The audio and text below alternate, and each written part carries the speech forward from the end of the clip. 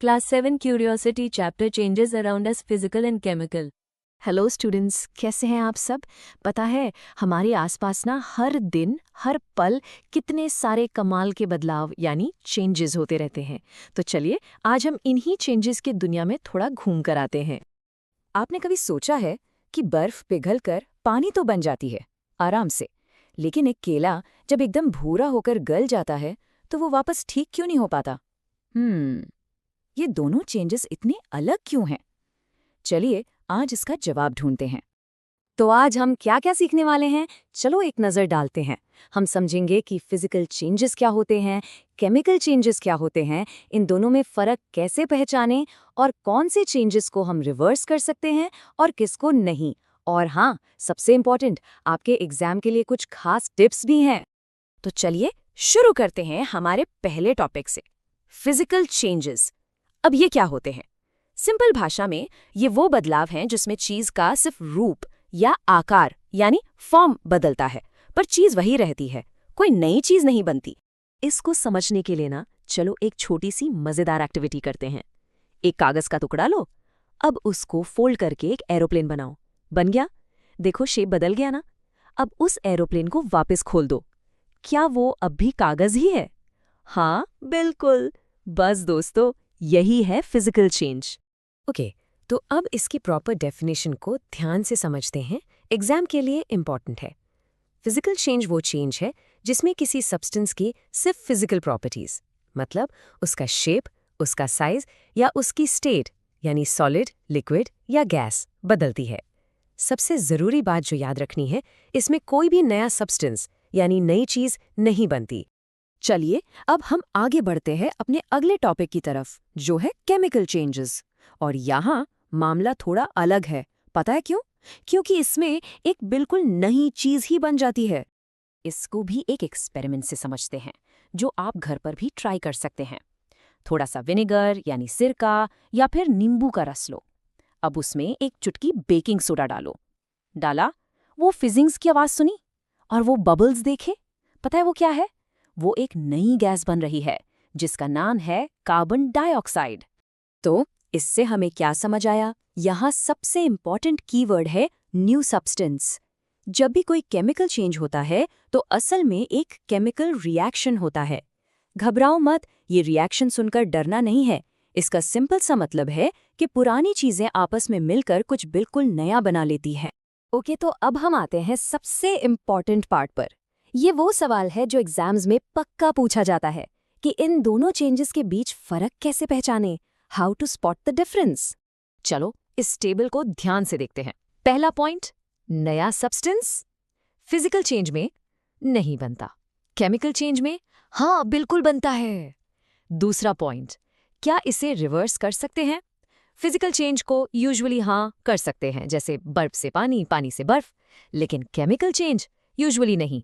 और आखिरी चीज, एनर्जी का बदलाव फिजिकल चेंज में छोटा सा होता है, लेकिन केमिकल चेंज में काफी बड़ा होता है, जैसे हीट या लाइट का निकलना। केमिकल चेंज का एकदम परफेक्ट डेली लाइफ एग्जाम्पल है लोहे पर जंग लगना। आपने पुराने गेट या साइकिल की चेन पर वो भूरे रंग की परत देखी है ना, वही है रस्ट यानी जंग। पता है ये कैसे बनता है? जब लोहा यानी आयरन हवा की ऑक्सीजन और पानी से रिएक्ट करता है तो एक बिल्कुल नया ब्राउन सब्सटेंस बनता है, रस्ट, जिसको हम आयरन ऑक्साइड भी कहते हैं। और ये एक स्लो केमिकल चेंज है जो लोहे को कमजोर बना देता है। एक और जबरदस्त एग्जाम्पल है कंबस्चन। इसका मतलब है किसी चीज का जलना। सोचो, जब आप लकड़ी या कागज जलाते हो तो क्या होता है? उससे हीट निकलती है, लाइट निकलती है और धुआं और राख यानी ऐश जैसी नई चीजें बनती हैं। ये एक बहुत ही फास्ट केमिकल चेंज है। और हाँ, एक चीज हमेशा याद रखना, आग जलाने के लिए 3 चीजें जरूरी हैं, फ्यूल, ऑक्सीजन और हीट। अब एक सवाल, जरा सोचिए, क्या हर चेंज को हम वापस पलट सकते हैं जैसे कंप्यूटर में अंडू करते हैं? शायद नहीं। और बस यहीं से कॉन्सेप्ट आता है रिवर्सिबल और इरिवर्सिबल चेंजेस का। तो देखो बहुत सिंपल है, रिवर्सिबल चेंजेस वो हैं जिनको रिवर्स किया जा सकता है, यानी हमें अपनी ओरिजिनल चीज वापस मिल सकती है। जैसे बर्फ से पानी बनाया तो पानी से वापस बर्फ भी बना सकते हैं। लेकिन इरिवर्सिबल चेंजेस वो हैं जिनको पलटा नहीं जा सकता। एक बार आपने कॉर्न से पॉपकॉर्न बना लिए तो क्या पॉपकॉर्न से वापस कॉर्न बना सकते हो? नहीं ना। सेम, सब्जी पकाने के बाद उससे कच्ची सब्जी नहीं बना सकते। चलिए, अब आपके लिए एक स्पेशल थोड़ा सा ट्रिकी सवाल। जब एक मोमबत्ती जलती है तो उसमें कौन सा चेंज हो रहा है, फिजिकल, केमिकल या फिर दोनों? चाहो तो इस वीडियो को पॉज करके 1 मिनट इसके बारे में सोचो। सोच लिया? तो इसका सही जवाब है ये दोनों है। हाँ, ये एक बहुत ही स्पेशल केस है। देखो, जब मोमबत्ती का वैक्स पिघलता है, सॉलिड से लिक्विड बनता है, तो ये हुआ फिजिकल चेंज, सिर्फ स्टेट बदली। लेकिन जब वो पिघला हुआ वैक्स उसकी बत्ती में जलकर हमें हीट और लाइट देता है, तो वो होता है केमिकल चेंज, क्योंकि वहां पर CO2 और दूसरी नई चीजें बन रही हैं। है ना कमाल की बात? ओके स्टूडेंट्स, चलिए अब अपना एग्जाम मोड ऑन करते हैं। अब जो मैं बताने वाला हूं उसको बहुत ध्यान से सुनना। ये पॉइंट्स आपके एग्जाम के लिए सुपर इंपॉर्टेंट हैं, इनको बिल्कुल भी मिस मत करना। तो ये है आपके गोल्डन पॉइंट्स। अगर इनको याद कर लिया तो फुल मार्क्स पक्के हैं। चलो जल्दी से रिवाइज करते हैं। नंबर 1, फिजिकल चेंज मतलब कोई नई चीज नहीं बनती। नंबर 2, केमिकल चेंज मतलब नई चीज बनती है। नंबर 3, जलने के लिए यानी कंबशन के लिए हमेशा फ्यूल, ऑक्सीजन और हीट चाहिए। और नंबर 4, जलती हुई मोमबत्ती, उसमें फिजिकल और केमिकल दोनों चेंजेस होते हैं। सिंपल। तो तैयार हो एक छोटे से टेस्ट के लिए? चलिए एक क्विक क्विज करते हैं ये चेक करने के लिए कि आपने अब तक क्या क्या सीखा। अपना दिमाग लगाइए और कोशिश कीजिए सभी जवाब सही देने की। ये रहा आपका पहला सवाल, ध्यान से पढ़ना। इनमें से कौन सा चेंज सिर्फ एक फिजिकल चेंज है? ऑप्शंस हैं A, किसी फल का पकना, B, चीनी को पानी में घोलना, C, मैग्नीशियम का जलना, या D, बेकिंग सोडा और नींबू के रस को मिलाना। सोचो सोचो। ओके, सवाल नंबर 2, ये ट्रू या फॉल्स है। सेंटेंस है, सूखी पत्तियों से जो कंपोस्ट यानी खाद बनती है वो प्रोसेस एक केमिकल चेंज है। क्या ये बात सही है या गलत?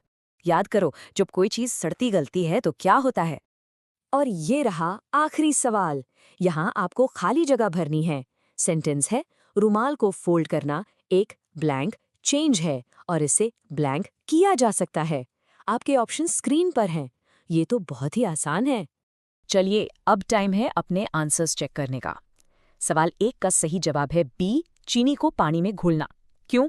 क्योंकि इसमें कोई नई चीज नहीं बनती। सवाल 2 का जवाब है A, ट्रू। हाँ, कंपोस्ट बनना एक केमिकल चेंज है क्योंकि उसमें नए सब्सटेंसेस बनते हैं।